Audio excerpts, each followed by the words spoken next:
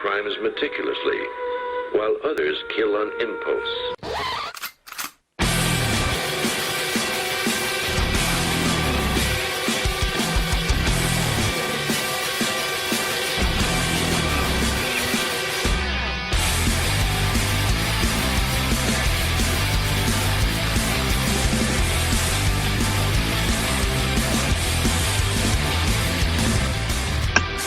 What's going on, everybody? I'm Evil Eddie from Pure Evil MMA. Welcome to Sunday night's show. Got a great one set up for you. I got a special guest. You're listening to Pure Evil MMA from ProWrestlingAuthority.com. I'm Evil Eddie. Make sure you guys follow me on Twitter at Evil_Echo. That's EVIL_ECCO. And also check out our YouTube show. Right here, actually, you're watching it right here. So make sure you guys subscribe below. Live tweet every event. I'm always going in contact with all of my listeners, my MMA family. Shout out to Team MMA for Life. Check out the podcast on iTunes. We got a great show set up for you today. A great morning coffee episode for your Monday morning drive to work or whatever you're doing, your Monday morning at the gym. I am happy to be here in studio, and we got a special guest to go over the news. And here he is right here. Nate, how you going? Nate, what do you want me to say your name as? My name is Nat, but Nate is cool, I guess. Nate, Follow Nat. me. You can find me on Twitter at Young Nat. That's YNGNATT. But yeah, I mean Nate. Call me as long as you calling me, son. It's good to be here. How you feeling? I'm doing good. I actually just got back from New York City. My birthday is going to be on Tuesday. I'm going to be an old man. I'm going to be 27 years old. Oh shit, yo! Happy birthday! Or happy future birthday. What do you call Almost. that? Happy on almost birthday. Yeah. Okay. So I got back like earlier this afternoon, and every Sunday I listen to Cage-Side Submissions with Steve Reichel and Rachel Blaze, and I was lucky enough to be co-host on their show tonight. So I wasn't expecting to do an episode. So thank you so much for joining me tonight. Okay, Because in the MMA world, there's so much going on right now in the MMA world that there's so much to talk about, and 3 hours isn't even enough time. So can you just introduce yourself to the fans really quick? I had to raise the volume on your thing, so I don't think many people heard where they can find you on social media. Oh, okay. Starting with Twitter, you can find me on Twitter at Young Nat. That's YNGNATT. Also, if you can't find me there, just look up the HawaiiAvenue.com. I should come right up. I'm also on SoundCloud. I do podcasts on there. So just catch me on Twitter. Catch me in the water. Catch me when you can. Can't catch me, I'm the gingerbread man. So usually how I like to start the show off is I give everyone like their weekly update in MMA, and it's definitely been a really historic past 10 days between us losing Muhammad Ali. That's like the biggest news out of everything, really. Yeah, Honestly, that's what you're gonna remember. And also the passing of Kimbo Slice. And I was actually on your podcast when that news broke, and everything kind of froze up on us. So not only that, CM Punk finally got his announcement for his official fight date, which is going to be a UFC 202 against Mickey Gall. I think it's UFC 202. And also Michael Bisping winning the belt from Luke Rockhold. And now Hendo wants a crack at Bisping in a rematch. We know that he already won against him at UFC 100, which was 99 events ago. So it's crazy how far things have come. We actually were starting to count Bisping out at that point when he lost that fight. So for him to come back 99 events later and now be champion, that's totally huge. But jump right into it. Do you think it's a good move for Hendo to stay in the game and maybe get the chance at the belt finally? All right. If I'm dancing at this point, it is either this fight or nothing at all. Like I'm retiring. I mean, there's no other point for him to fight at this. He hasn't won a UFC championship, and if he can get this fight, I say take it. Seriously. Why not? Right? Why not? Why not? I mean, who would you like to see be Bisping's first opponent? Okay, so if I'm the UFC, I think the best opponent for him is Jacare. Like I like that matchup. That's a good The one. most. Yeah. What do you like? What do you think? I like the Hendo fight, but like once again, I don't think Weidman should go right into it. I know that he's defended the belt, but Rockhold's the one who has his card. I want to see him fight Rockhold before he fights Bisping for the belt. I think that's only fair. But then again, it would be awesome to see a New York fight with Bisping and Chris Weidman because I'm over here on the East Coast. So don't quote me on that because I hope that doesn't come back to bite me in the ass. I don't know, man. I feel like if he gets Rockhold in an immediate rematch, full camp Rockhold, I think beats him. But I mean, it could go either way. But honestly, I don't want to. That's something I don't want to see. I don't want to see any more immediate rematches. It's not, and honestly, I can't really get up for it. So, Jacare, I want to see a fresh new face in there, along with a fresh new champion. You know what I'm saying? Get a nice matchup in there. I think that's cool. And That's then what I'm rooting for. also, while we're on that subject, more breaking news that is not official. So once again, don't quote me because I don't want to get my credentials stripped. Uh-oh. It's a rumor that Silva is going to be fighting Hall at UFC 200. They got postponed from UFC 199. He had the surgery, and now I'm hearing rumors tonight that we might see Silva versus Hall at UFC 200. So is that the icing on the cake after the Lesnar news? Because the Lesnar news kind of settled more of a foundation of a celebration of UFC 100 into 200 and a landmark. And now you're missing. It's a great card. Don't get me wrong. But if if you can get Anderson Silva on the card, do it. So let me make sure we're clear on this. It's not confirmed, but we might get Silva Hall at UFC 200. That's the rumor going around in the MMA underground. I like it, and I like that fight. Like you said, I almost like that fight more than I like the Brock Lesnar Mark Hunt. Me too. And I don't want to count Brock out, but I feel like this is where you're gonna see Mark Hunt's star like rise to another level. You're gonna potentially you're gonna see him knock out one of the biggest heavyweights we've ever seen as far as like star factor. You know what I'm saying?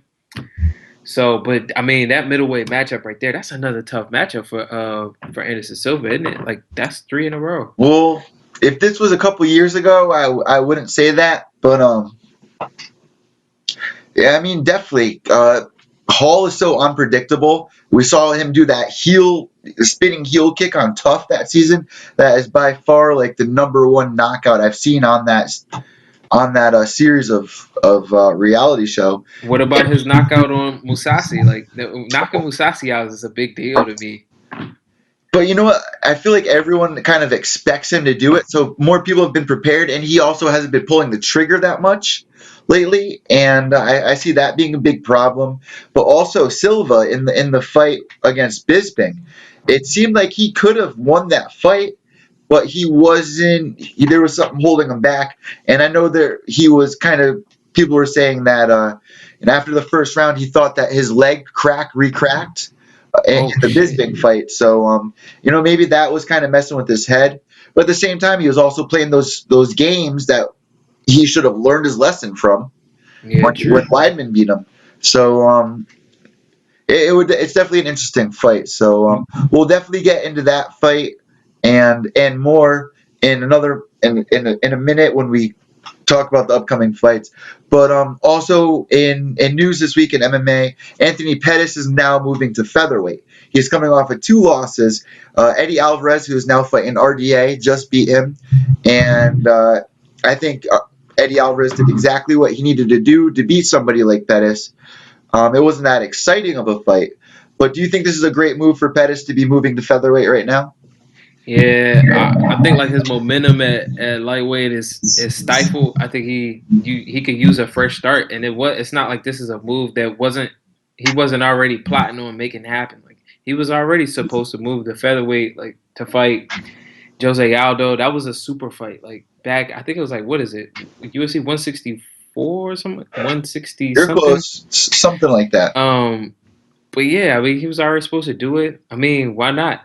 I mean, like it. if you're going to do it now. You're coming off of 2 losses, and you don't want to get that yellow card. You don't want to be Benson Henderson going to Bellator and then losing to their guys. So what's the first matchup? Like when he goes down, who's he fight first? Well, first off, that's a very tough weight division right now, and also it's kind of on hold. That would be cool to see McGregor Pettis fight. I know that's a stretch down the road, but I like that matchup there. Holloway? No. No, I'm saying would you want him to fight Holloway? Holloway is now at 3rd, so if I was Holloway and I was, who was I talking with about this? I don't want to give the credit to the wrong person. Maybe it was Ted Check saying that if I was Max, it was Monica Franco, I think. See, I don't want to give the credit away, but they were saying that if I was Holloway's manager, I would say I don't want any other fight unless it's going to be a title fight, unless it's going to be Aldo or McGregor. I don't want to have a fight, but at the same time, he's on a 9-fight win streak, so I understand that statement, but I don't think he's ready for a title fight just yet. I would like to see him fight somebody like, I don't know, man. He hasn't lost since the McGregor fight, so. And then you look at who he's beaten. It's everybody that's ranked below him. Like the only person legitimately left to challenge him is Mendez, and I don't think Mendez. If I'm Mendez, I don't want to take that fight. Mendez has had a tough string of fights. So you look back, it's like McGregor. You got Frankie. He lost to Aldo twice, and it's like, I'm not sure he wants to take that fight. He came that close to being champion, and now he's on like a 2-fight losing streak. Or is it 3-fight losing streak? I think it's 2-fight. I think it's 2. No, it's 3, because he fought Aldo, then he fought McGregor, and then he fought Frankie. I thought he fought someone after Aldo. Oh, yeah, he beat Lamas. Yeah, all right. He knocked Lamas out. But yeah, so it's not a lot of matchups for Pettis to take that are easy. It's nothing easy at 145 right now. So, all right. Before we get too sidetracked, I got one more update on the weekly event, and then we're gonna get into this week's card. So make sure you guys stay tuned for that. On this day in 2010, UFC throwback at UFC 115, it was Chuck Liddell versus Rich Franklin, and that's crazy to think that was 6 years ago now. Yeah, man. I know. 6 years. Chuck, that was his last fight, right? In MMA, that's a lifetime ago. It's a minute. It's a minute. Fighters don't look the same anymore. A lot has changed, and there's so much more to come, too. So, all right, let's get right into it. I'm going to bring everybody that's watching right now into my computer, into my world, and we're going to cruise over to UFC.com. So we're going to commentate as we go, and then I'll go back into the Skype cam so they can see us. And, oh, wait, before we even get into UFC.com and the fight card, Paige Vanzant. That was the last thing that we wanted to talk about before getting into the card. So Paige Vanzant was supposed to be at UFC 200. She was supposed to be on that card. However, she was on Dancing with the Stars. She made it further than we thought she was going to make it. And now she's kind of on hold. She's coming off a loss to Rose Namajunas. What's your take? What's if you were her manager, what's your next move for Paige Vanzant? Man. I'm looking for a fight ASAP. But I know I don't know if the rumors are true with her like trying to cross over, like still like doing a little bit of cross promotion for herself. Like her going to the WWE is somewhere soon. I think it's like SummerSlam they're trying to do it. So that's like that was announced this week too that they were trying to do that. That's in the next 2 months. So you think like realistically she's not going to be able to fight. Maybe like there's a window for her to be able to fight before the end of the year. If I'm her manager, I want her to take that. I want her to be able to get it, regardless of who it is. What you're saying? Take the fight or go on WWE? No, go to WWE. If she's gonna do it, if she's hell bent on doing it, you got to do it. You got to promote it. Mm-hmm. But it's hard for me to say. Like before this year ends, it's gonna be tough for her to get in a fight. Like to get back in the gym and like prepare for a serious fight within the next 6 months.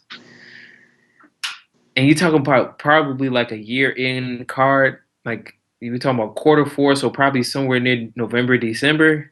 I don't know, man. That's tough. But Well, I think in my personal opinion, I think it was kind of weird to see everybody's reaction to her loss because once again, it was like Dana White's poster child.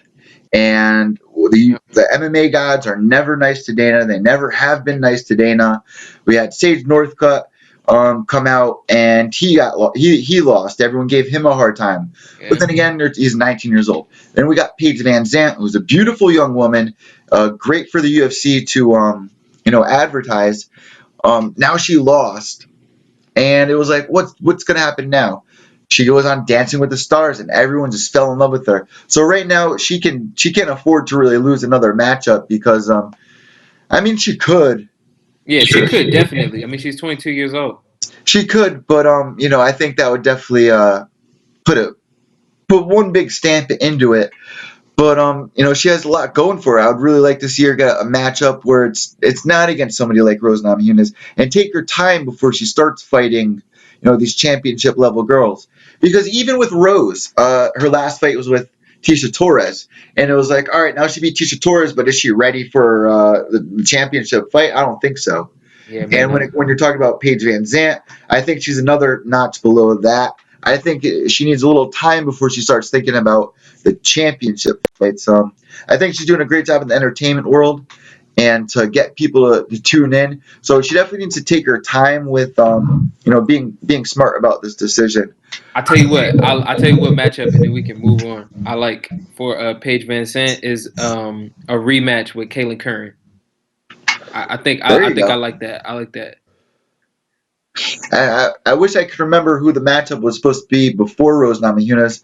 I'll try to figure that out. All right, so let's get right into the bulk of the show. We're going to be reviewing the McDonald versus Rory McDonald versus the Wonderboy fight. I'm pulling everyone in the computer right now. Here we go. Take a Oh trip yeah. with me, and we're going to give everyone the view of the main card. All right. So hold on one second. All right, here we go. The comp video. Going right into UFC.com. All right, so Valerie Letourneau versus Joan Calderwood. Valerie Yeah, Letourneau's man. ranked 5th, 8-4, going against Joan Calderwood, who's ranked 12th. Jojo from Scotland, who's 10-1. I'm a big fan of Calderwood and also of Letourneau. This is going to be a great matchup. Um, you want to tell me who you like before we get into our picks, or how you think this might go down? Hmm. If it honestly, I can see it stand on the feet. But Letourneau's so tough that I don't see how Calderwood wins it. Like her going to like she showed me a lot when she fought Jacek, and it's like, Oh yeah, that was her last fight. that was her last fight. So she's going against another good striker, not as not as volume heavy as Jacek is, but Calderwood is tight. So she's fucking vicious. So we'll see. I'm excited. This is like this fight and the Wonderboy, the main event, the Wonderboy McDonald matchup. Those two are my favorite fights on this card. You're saying this fight is, and Mm-hmm. then yeah, this is a great card. So who do you think's gonna win this? If I had to pick, I think I take Joanne. I'll take JoJo by decision. Ooh, by Um, decision. yeah, I take her by decision because I don't feel that she can knock her out. She might, but I like her striking a little bit more. I think it stays on the feet, and yeah, so I take Calderwood. All right, we'll keep in mind that she has a 3-inch reach disadvantage, Oh shit! No way. and Wait, I don't know, Calderwood maybe does? decision. Yeah, a 3-inch reach disadvantage for.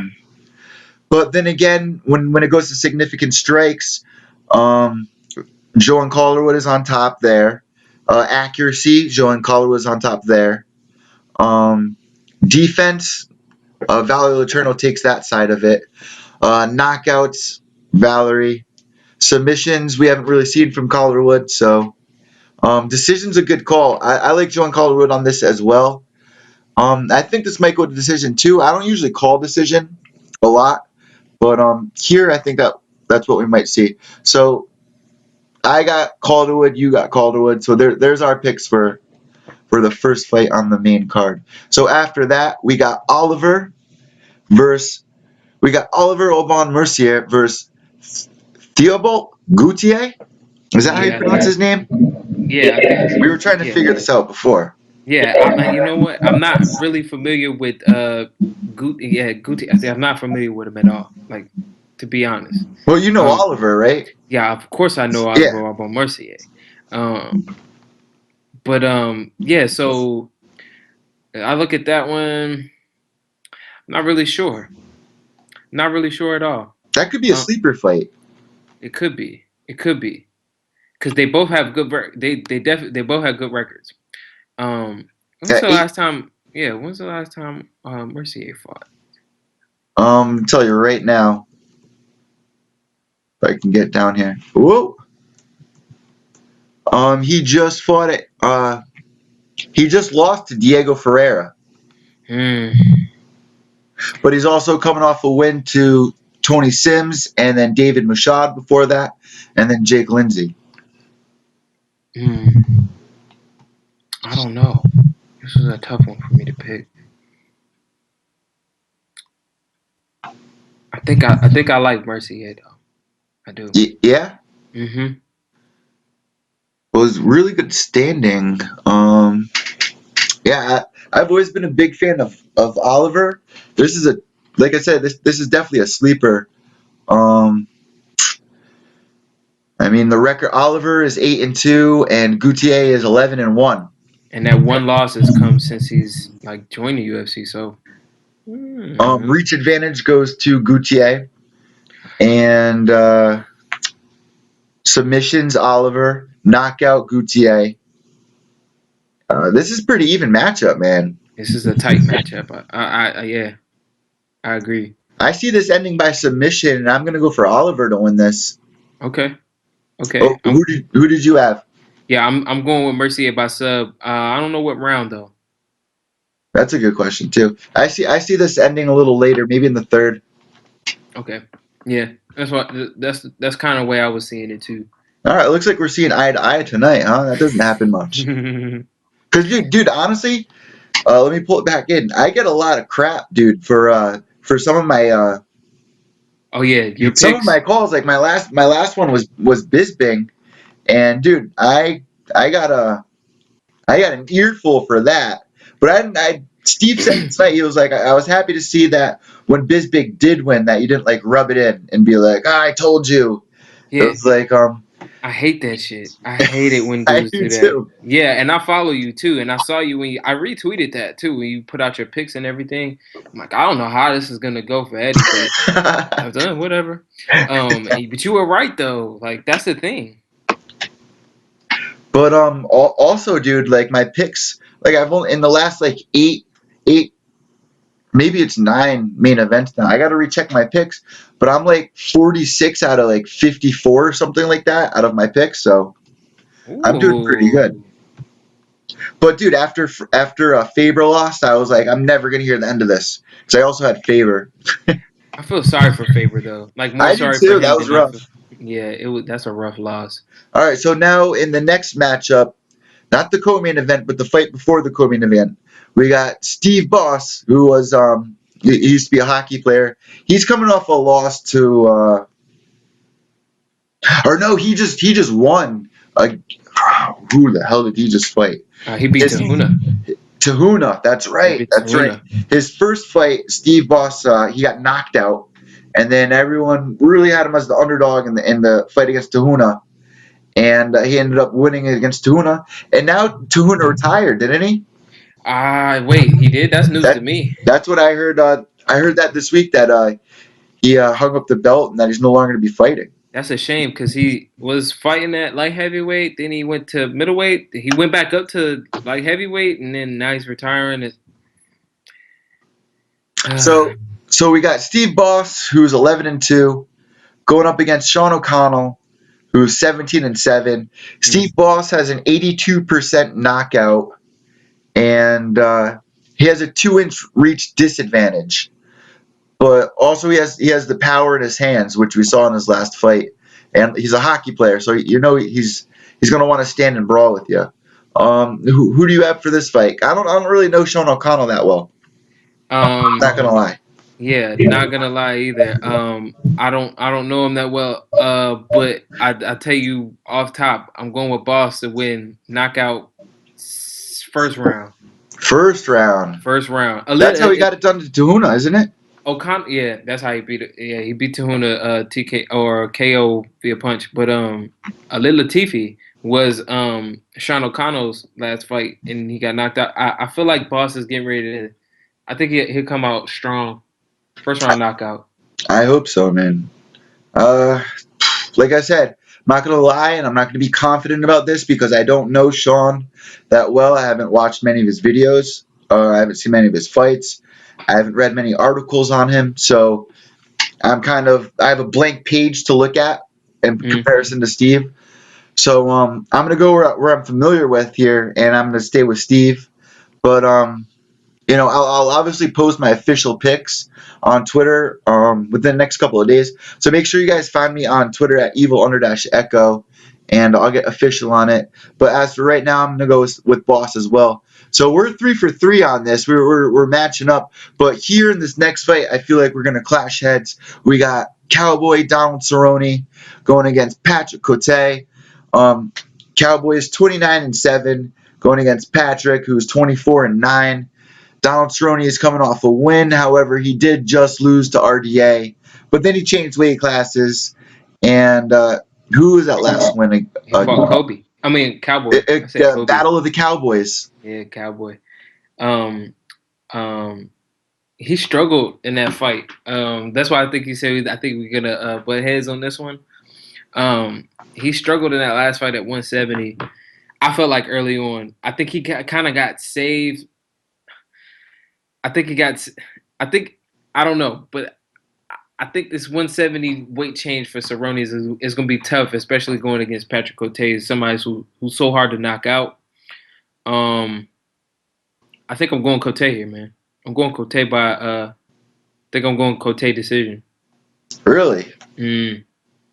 I actually not the first time I heard that tonight.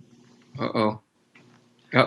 I thought I was I did say that we might clash heads, but that's why because I thought you were going to pick Cowboy. Oh. Because once again, I got an earful from a couple people, and I'm not going to lie, guys, I never pick against Cowboy. But I feel like Patrick's going to, if it stays on the feet, I think he has the chin. And I think he's got the power to take Donald out. However, Donald's going to try to get on the ground immediately and do what he does. Then again, he's unpredictable. We've seen him do crazy things in the ring. We've seen him do that. I don't know what it was, like a question mark kick.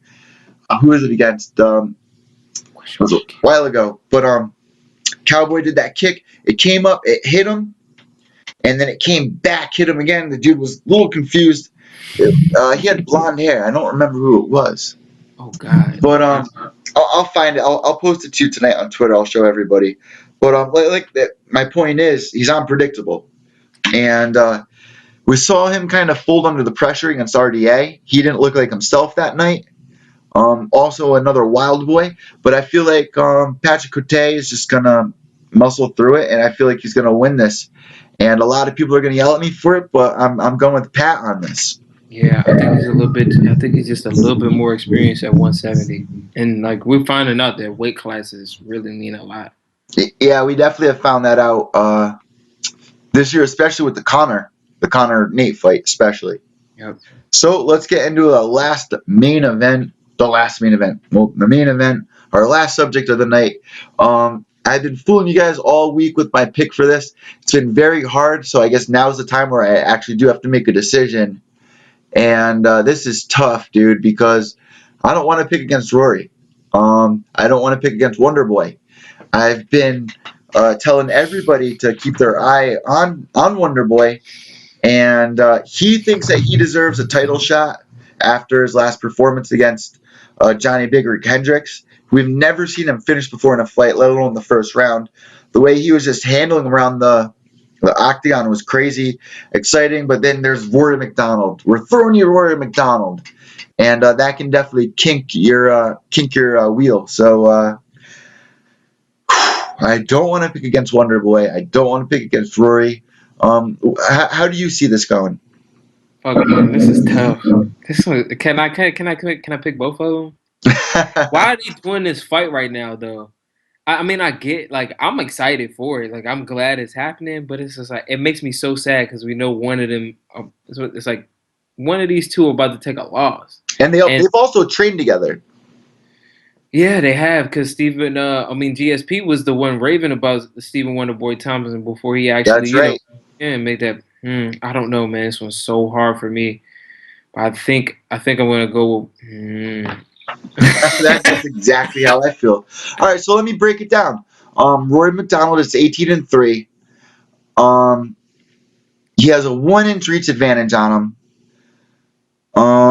Then Wonderboy is 12-1, and knockout goes to Stephen. Submission Rory. Stephen Thompson more decisions. They're both the exact same height. And Stephen Thompson is just changing the game with his fighting style. The way he's a killer in there, and he's got this art to it. It's because he's always staying in like that That karate karate kicking stance. range. Yeah, that kicking range. So I mean, I don't know if McDonald is he's definitely gonna try and come in there and disrupt it. I'm not sure. I'm going McDonald though. I think I'm going McDonald. I See, don't know how he gets it done. I don't know how he wins. I'm not sure. I'd like to see Rory win. I'm going with Wonderboy. Am I though? Like that's the thing. Like, dude, all right, listen, because I got so much lip because last time on the podcast I was like, I got this one, and then the day before it was the Hendo Lombard fight, and I picked Lombard to win it, like everyone else did. Like Lombard was the favorite to beat Hendo, and last minute I changed it. I was like, you know what?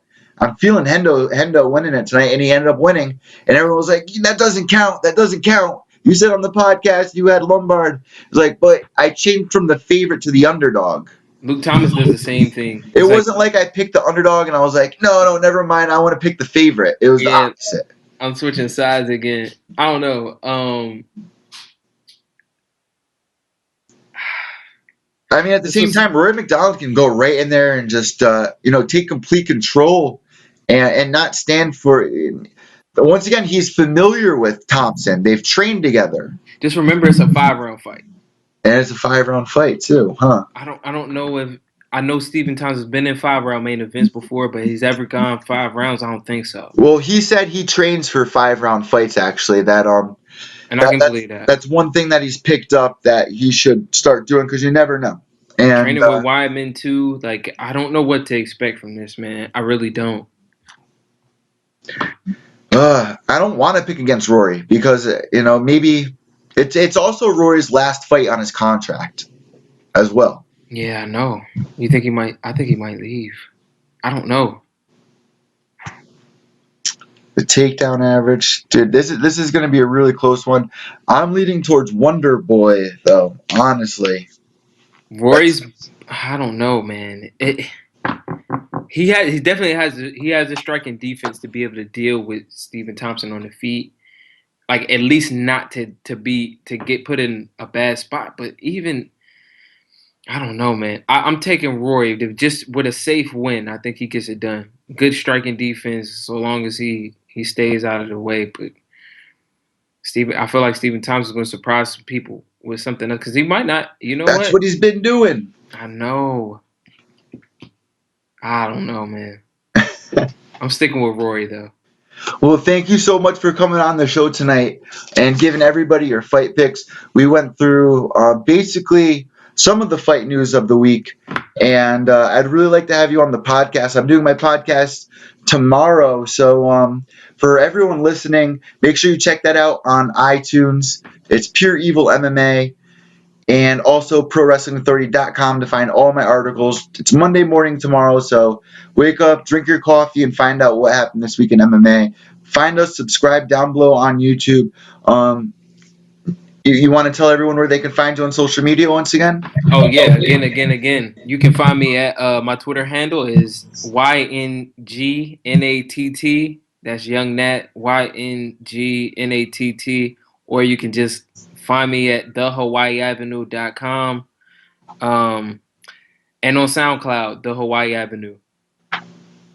All right. Thank you so much for coming on. And like I was just saying, I'd really like to have you come on the show tomorrow for a short segment to review our fight picks for everybody, because a lot of the listeners who are on my YouTube are different than the listeners on my iTunes, and they haven't realized it yet. It hasn't combined yet. So everyone listening to YouTube, definitely check out the iTunes podcast. That's the mothership. That's where everything's official. And of course, we do the videos. Check out my podcast I did tonight. We got to talk to Alan Joban on cage-side submissions, along with some Bellator fighters. Make sure you guys check that out on Twitter, evil_echo. Thank you so much for coming in with me tonight, and I hope to talk to you tomorrow. Can you do that tomorrow? Or Yeah, for sure, man. I'll be there. I'll be doing it tomorrow night around 10 o'clock. 10 o'clock. And also, I have breaking news for everybody.